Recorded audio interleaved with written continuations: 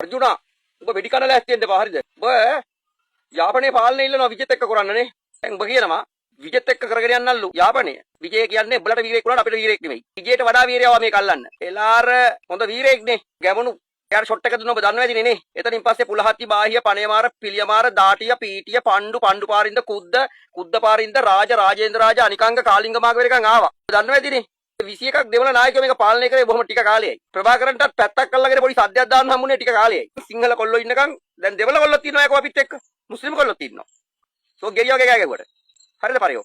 මේ සිංහල භූමිය දෙකට කඩන්න ලෑස්ති වෙන්න එපා. යාපනයත් දකුණත් මේ හතර දිග්භාගයම එකම කොඩියයි. මේ පොළව අපේ ලේ වලින් තෙමිලා තියෙනවා. 30000කට ආසන්න කොල්ලෝ මේ භූමියේ මැරුණා. අහිංසක දෙමළ කොල්ලෝ ඊටත් වඩා මැරුණා. හරිද? ඒ නිසා ඔබ බතක තියාගනින්. ආයි ලේ හොල්ලන භූමියක් මේක කරන්න හදන්න එපා.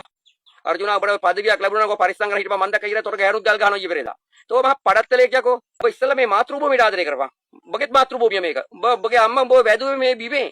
ඉන්දියාවේ නෙමෙයි. විජේලාගේ රෙද්දස්සේ නෙමෙයි.